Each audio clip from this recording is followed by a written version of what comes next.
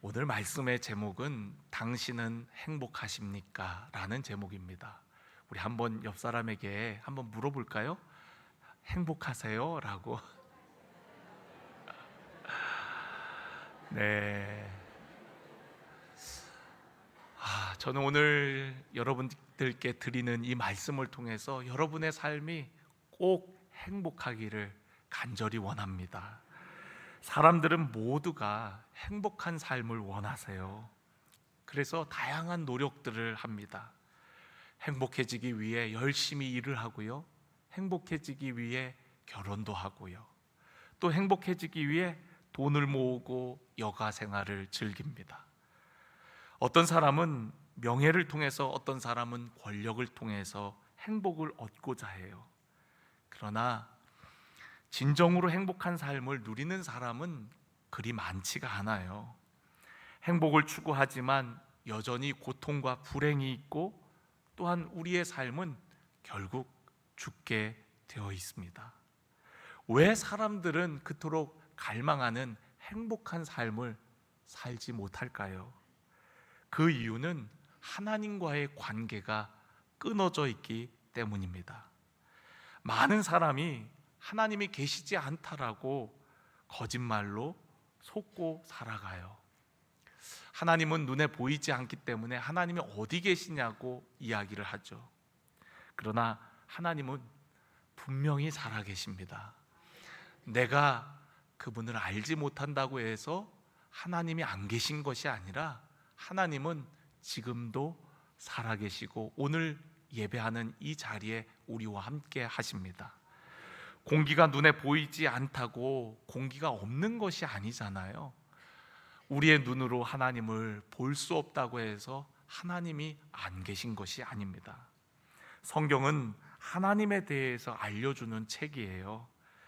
그래서 우리가 성경을 딱 피면 제일 먼저 나오는 책이 창세기라는 책이 나오는데, 그 창세기의 첫 부분에 이렇게 시작이 되어집니다. 태초에 하나님이 천지를 창조하셨느니라. 이 세상이 어떻게 생겨났는지를 우리에게 분명하게 말씀해 주고 있어요. 하나님이 이 세상을 창조하셨다고 말씀하고 있습니다. 하나님은 이 온 만물을 지으셨을 뿐만 아니라 제일 마지막에는 우리 사람을 지으셨습니다. 사람을 지으시고 우리에게 생명을 주시고, 그리고 우리에게 복을 주셨어요. 창세기 1장 27절에 있는 말씀을 보면 하나님께서 우리를 창조하실 때 아주 특별한 존재로 우리를 창조하셨음을 말씀하고 있습니다. 하나님이 자기의 형상, 곧 하나님의 형상대로 우리를 창조하셨다. 그리고서는 우리에게 복을 주시며 이르시되 생육하고 번성하여 땅에 충만하라, 땅을 정복하라, 그리고 모든 생물을 다스리라고 말씀하셨습니다. 우리에게 생명을 주셨을 뿐만 아니라 또한 우리에게 복을 주셨어요. 우리는 하나님을 떠나 살아갈 수 없는 존재들입니다. 그런데 왜 하나님과의 관계가 끊어진 것입니까? 그것은 바로 우리의 죄 때문이에요. 우리의 마음에 하나님 두기를 싫어하고 내 마음대로 살고자 하는 마음이 결국에는 하나님과 멀어지게 되었고, 결국 죄로 말미암아 하나님과 완전히 끊어진, 단절된 삶을 살게 되어진 것입니다. 우리는 누구나 진지하게 자신을 돌아보면 자신 안에 죄가 있다는 것을 알게 되어집니다. 교회에 오면 참 듣기 싫은 말 중에 하나가 뭐냐면 우리는 죄인입니다 라는 말이에요. 아마 교회에 와보신 분들은 그 얘기를 들을 때 어쩌면 반감도 생기지 않았을까 싶어요. 내가 뭘 그렇게 잘못했다고 죄인이라고 하나. 예, 맞아요. 여러분들은 아주 나쁜 죄를 지은 것은 없습니다. 제가 오늘 여기 여러분들 얼굴을 쫙 살펴보니까 여러분들은 법 없이도 살아갈 만한 아주 선량하신 분들만 지금 여기 다 모여 있는 것만 같아요.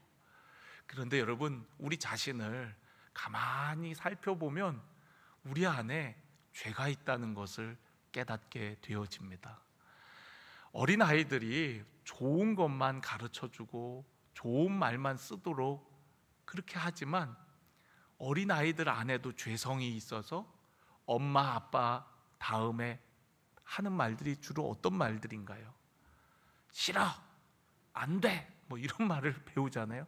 그런 말은 어디서 배웠는지 가르쳐주지도 않은 말들을 그렇게 너무나도 자연스럽게 하게 된단 말이죠. 왜 그렇습니까? 사람 안에 죄성이 있기 때문에 그래요. 저는 어려서 수많은 거짓말들을 하며 살아왔어요. 부모님을 속이고 준비물 산다고 해놓고 그 돈으로 딴짓 할 때가 많았고요.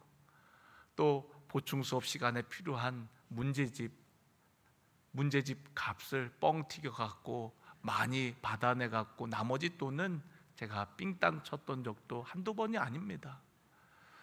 가만히 보면 우리가 이 땅에서 감옥에 들어갈 만한 큰 잘못을 하지 않아서 그렇지 사실 우리는 소소한 죄들을 지으면서 살아요.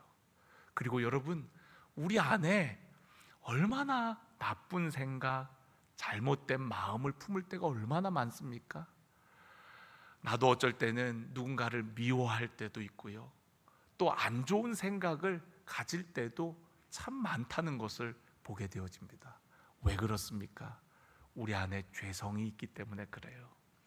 사회적으로 우리가 지탄받을 아주 큰 잘못은 하지 않았을지라도 우리 안에 누구나 죄의 성향을 가지고 있고 또한 죄를 짓고 산다는 것을 우리는 가만히 들여다보면 누구나 알 수가 있다라는 것이죠. 죄는 하나님과 우리와의 친밀한 관계를 끊어놓게 되어져요. 왜냐하면 하나님은 아주 거룩하신 분이거든요. 마치 빛과 어둠이 함께 할 수 없는 이치와 같이 여러분, 거룩하신 하나님과 우리 인간은 함께 할 수가 없는 거예요.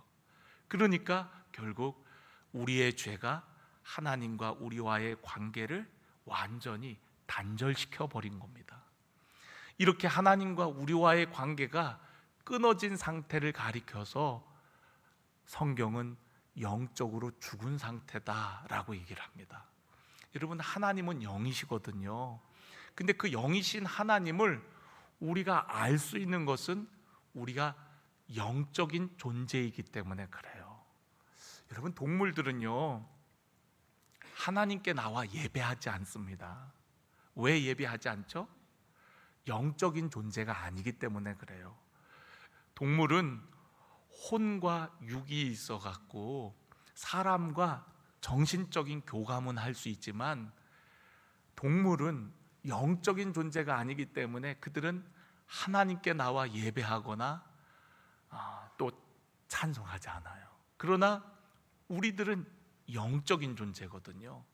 영적인 존재이기 때문에 영이신 하나님께 기도하고 찬양하고 예배를 드리는 겁니다.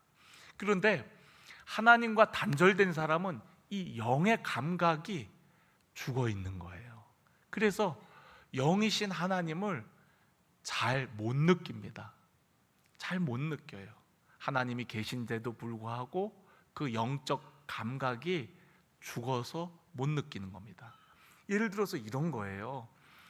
우리 안에 여러 감각들이 있는데 만약 제가 듣지 못하는 청각 장애인이라고 하면 지금 이 공간이 시원하게는 느끼지만 왜 시원한지를 잘 모를 수 있어요. 지금 천장에서 공기가 이렇게 내려오는 바람 소리가 들리니까 여기 에어컨이 지금 켜져 있구나 하는 거를 감각적으로 알 수가 있어요. 이 바람 소리 보이지 않지만 천장에서 시원한 바람이 내려오고 있구나 하는 거를 귀로 듣고 더 분명하게 아는 거죠. 그런 것처럼 영의 감각이 죽어 있는 사람은 보이지 않는 영이신 하나님을 잘 느끼지를 못하고 깨닫지를 못합니다. 그런데 하나님과의 관계가 연결이 되고 영적 감각이 깨어난 분들은 살아가면서 하나님이 계시구나, 하나님이 지금 이곳에 함께 하시구나 하는 것을 느낄 수가 있단 말이죠. 저는 오늘 여러분들이 다 하나님을 느끼고 경험하시기를 주의 이름으로 간절히 축원합니다. 영적으로 죽은 상태는 살아있다고 하지만, 육체적으로는 살아있다고 하지만 실상은 죽은 거나 다름이 없는 거예요. 예를 들어서 설명을 하면 뿌리 뽑힌 나무와 같습니다. 뿌리 뽑힌 나무는 지금 당장은 이파리가 싱싱해 보여도 며칠 있으면 이내 시들어 버리고 죽을 수밖에 없는 거예요. 왜요? 땅으로부터 연결이 끊어졌기 때문에 그 나무는 죽을 수밖에 없는 거죠. 여기에 있는 예쁜 이 꽃과 이 가지들도 보기에는 싱싱해 보이지만 이미 나무에서 잘려져 있기 때문에, 생명으로부터 이미 단절되어 있기 때문에 며칠은 싱싱해 보일지 모르지만 죽은 거나 다름이 없는 겁니다. 마찬가지로 생명의 근원이신 하나님과 연결이 끊어진 우리들은 육신적으로는 70년, 80년 살아가지만 죽은 거나 다름이 없는 거예요. 육신적으로는 팔팔하게 내 주먹을 믿고 살지, 나를 믿고 살지 라고 하지만 이 육신 쇠퇴하면 결국 죽을 수밖에 없는 우리들의 운명이 바로 영적으로 죽은 상태라고 얘기를 하는 겁니다. 영원한 생명이신 하나님과의 연결이 바로 구원이라고 하는 거예요. 영원한 하나님과의 단절된 관계가 다시금 회복되어지는 것이 바로 구원이라고 하는 것입니다. 하나님은 우리에게 생명을 주실 뿐만 아니라 복을 주시는 분이라고 말씀드렸죠. 하나님으로부터 우리에게 모든 좋은 것을 받아 누리게 되어집니다. 하나님과의 관계가 끊어지면 더 이상 우리는 참된 복을 누릴 수가 없어요.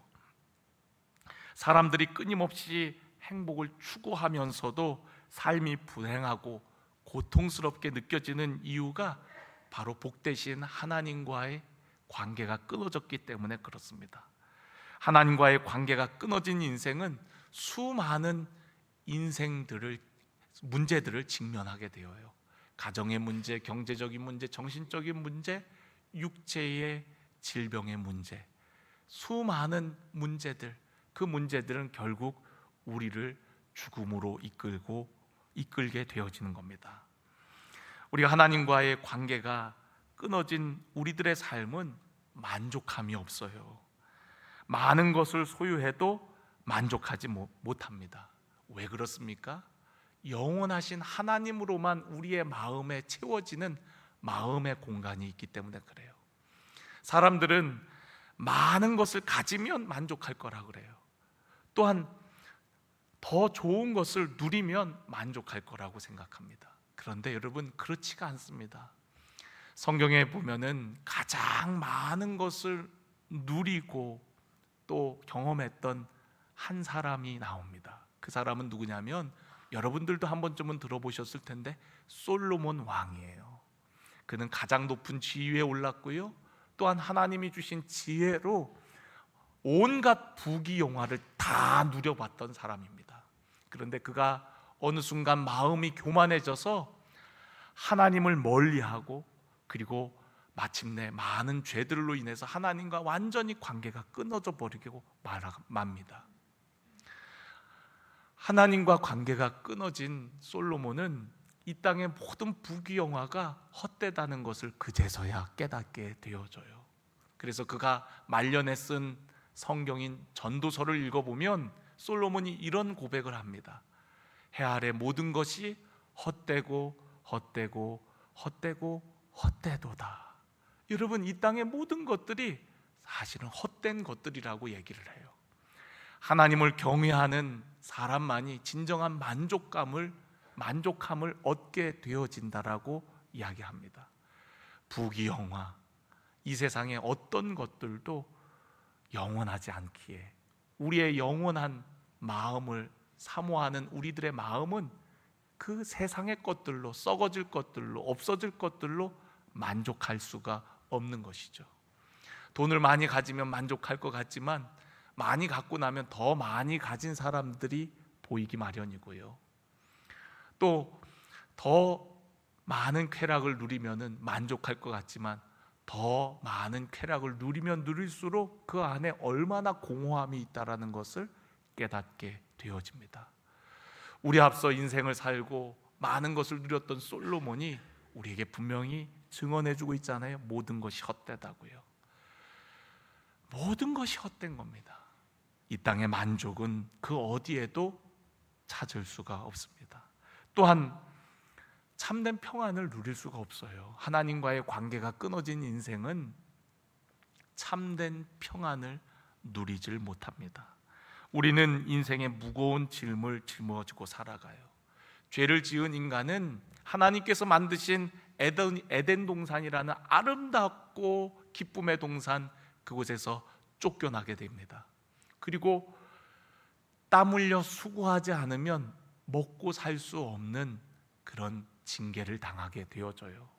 그래서 여러분, 우리가 살아가는 것이 얼마나 힘들고 어려운지 몰라요.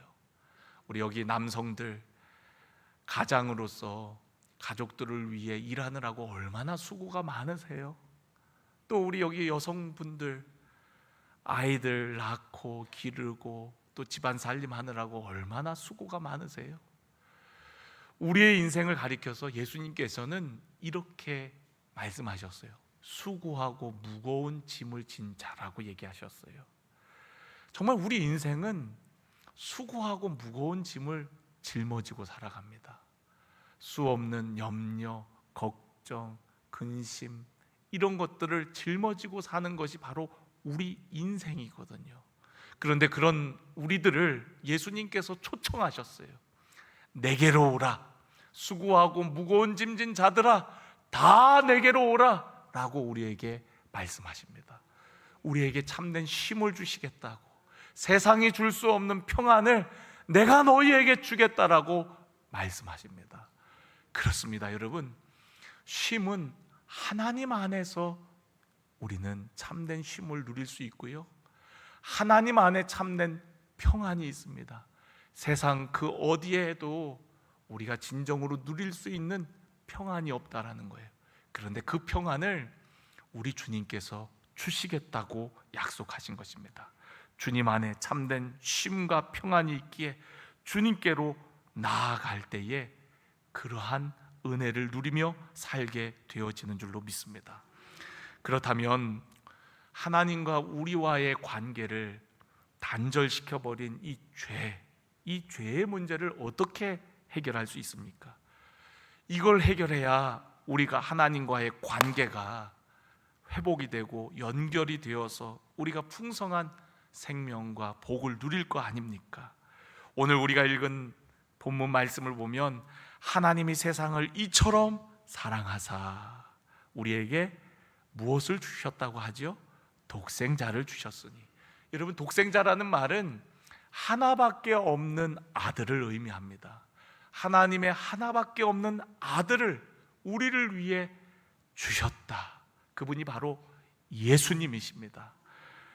그를 믿는 자마다, 예수님을 믿는 자마다 멸망하지 않고 영원한 생명 곧 구원을 얻게 하려 하심이라 라고 말씀하고 있습니다. 여러분, 예수님을 우리를 위해 보내어 주셨대요. 죄로 말미암아 멸망 가운데 있는 우리 인생들을 위해서 하나님의 하나밖에 없는 아들 예수님을 우리를 위해 보내어 주셨다라는 겁니다. 그분이 바로 하나님과 우리와의 관계를 연결해 주시는 분이에요.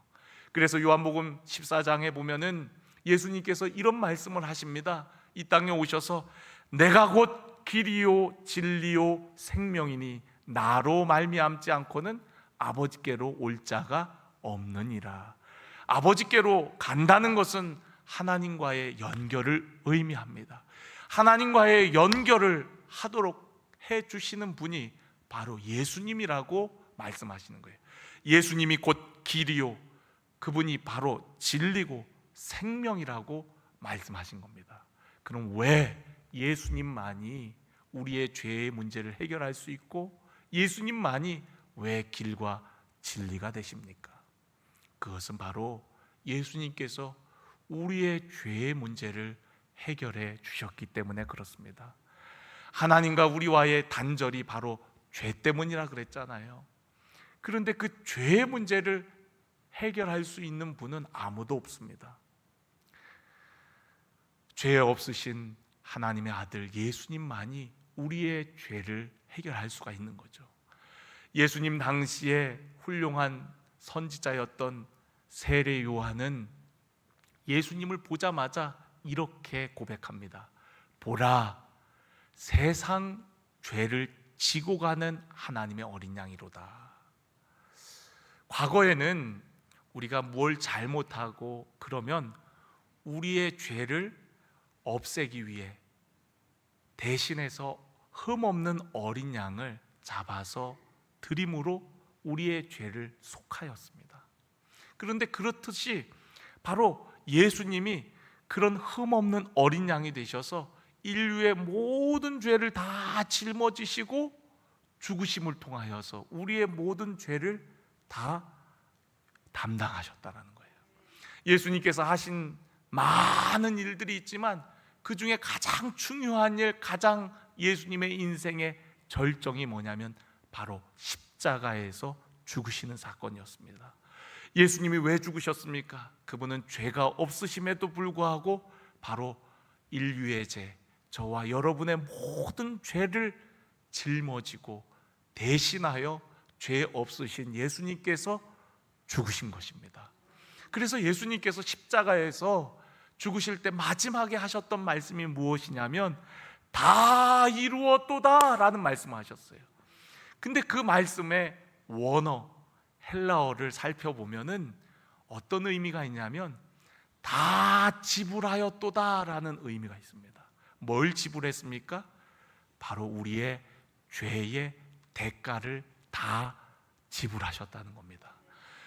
우리가 죽어 마땅한 죄인인데 우리 대신에 죄 없으신 예수님께서 대신 다 그 모든 죄의 대가를 지불하셨다라고 선언하신 것입니다. 여러분, 이제는 우리가 그 예수님을 마음으로 믿고 입으로 시인하면 구원에 이른다라고 얘기를 합니다. 예수님께서 나의 모든 죄를 담당하셨고 그리고 해결하셨고 그 예수님을 내 마음에 모셔드리기만 하면, 내 마음에 영접하면 누구든지 그러한 사람은 하나님의 자녀가 되는 특권을 주신다라고 성경이 우리에게 말씀하는 겁니다.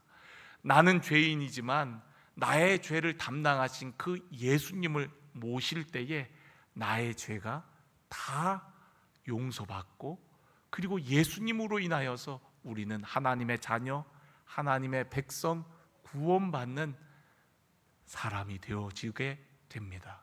여러분, 저는 오늘 여러분들이 그 예수님을 내 마음에 모셔드리고 믿는 자가 되어서 우리 모두가 구원받기를 주의 이름으로 간절히 축원합니다. 저는 태어나면서부터 교회를 다녔습니다. 엄마 뱃속에서부터 교회를 갔어요. 그런 사람들을 모태 신앙인이라고 합니다. 뱃속에서부터 신앙생활을 했다 해서 모태 신앙인. 저는 아버지가 목사님이었기 때문에 어려서부터 자동으로 교회를 나가게 됐어요. 그런데 제가 그렇게 죄인인지를 몰랐어요.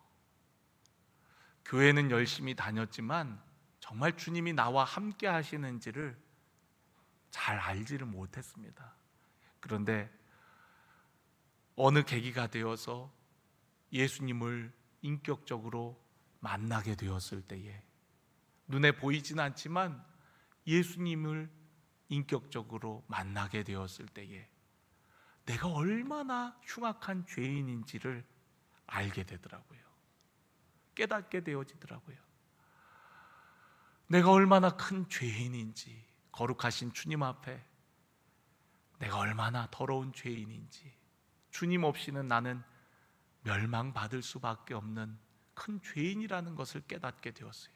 그리고 예수님을 진정으로 내 마음에 주님으로 모셨어요. 주님 내 안에 오셔서 나의 모든 죄를 용서해 달라고, 그리고 나를 인도해 달라고 간구하게 되었습니다. 그랬더니 주님이 내 마음에 오셔서 나의 모든 죄를 용서해 주셨을 뿐만 아니라 나의 삶을 복되게, 기쁘게, 나의 삶을 인도해 주셨습니다. 여러분, 아프면 어디 가요? 병원 갑니다. 근데 내가 아프다는 것을 모르고 있으면, 인지하지 못한다면 여러분 병원에 갈 수 없겠죠. 내가 아프다는 것을 알고 병원에 가야 되겠다. 병원에 가면은 처음 본 의사라 할지라도 여러분 진료를 받기 위해서 때로는 배를 내밀기도 하고, 또 갈 때 주사 맞고 가야 된다고 하면 처음 본 간호사임에도 불구하고 엉덩이를 내밀잖아요. 부끄러워도. 여러분, 오늘 우리가 교회에 가는 것은 세상에서 해결할 수 없는 죄의 문제를 해결하기 위함입니다. 죄는 부끄러운 거죠. 우리의 마음을 들여다볼 수 있다면 너무나도 부끄러워서 우리는 도저히 살 수 없는 존재들일 것입니다. 그런데 여러분, 그 죄의 문제를 우리 주님께서, 예수님께서 해결해 주신 거예요. 하나님이 우리 모두를 사랑하셔서 우리의 모든 죄의 문제를 해결해 주시기 위해 흠 없으신 하나밖에 없는 아들을 보내신 거고요. 그 영원하신 하나님의 아들이신 예수님께서 이 땅에 오셔서 인류의 모든 죄를 다 담당하시고 죽으심으로 우리의 죄를 해결하시고, 누구든지 그 예수님을 믿기만 하면 하나님과의 끊어진 관계가 다시금 회복되어서 이제는 하나님의 백성 정도가 아니라 우리를 하나님의 자녀 삼아 주시는 것입니다. 이것이 바로 특권입니다. 오늘도 그 주님이 이곳에 함께 하시고요, 주님 내 안에 오세요 라고 여러분이 입술로 시인할 때에 주님은 여러분의 그 기도를 들으시고 여러분 가운데 임하시고 여러분과 함께 하시는 줄로 믿습니다. 우리가 누가 여기 있어도 저 사람 여기 오게 하려면 누구야 일로 와 말해야 오지 않습니까? 똑같습니다. 주님께서 이곳에 있으셔도 여러분의 마음을 열고, 주님 지금 가만히 듣다 보니까 제 안에도 죄가 있네요. 이 죄 때문에 그동안 내가 온전히 하나님의 풍성한 은혜를 누리지 못하고 살았네요. 혹은 예수님을 믿었어도 그러한 만족함과 평안함을 누리지 못했다면 온전히 주님을 믿지 못했기 때문에 그런 겁니다. 이 시간에 우리 그 주님을 온전히 우리의 마음에 모시고 또한 입으로 시인하는 시간이 되기를 간절히 원합니다. 우리 함께 찬양하며 나아가겠습니다.